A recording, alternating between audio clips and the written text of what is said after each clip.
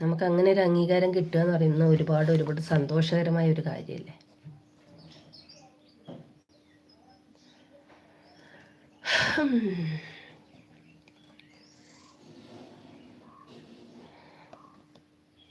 ആദ്യമായിട്ടാണ് ഒരു മൊമെൻറ്റോ കിട്ടുന്നത്. ഇങ്ങനെ ഹോം നേഴ്സ് ഫീൽഡിൽ എനിക്ക് ആദ്യമായിട്ടാണ് അങ്ങനെ ഒരു മൊമെൻറ്റോ കിട്ടുന്നത്.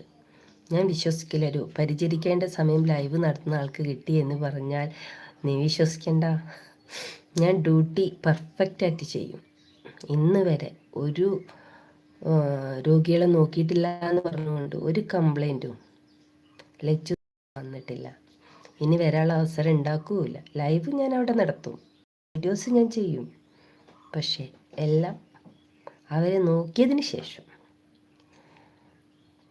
അങ്ങനെയാണെങ്കിൽ അവരെന്നെ വിളിക്കില്ലല്ലോ.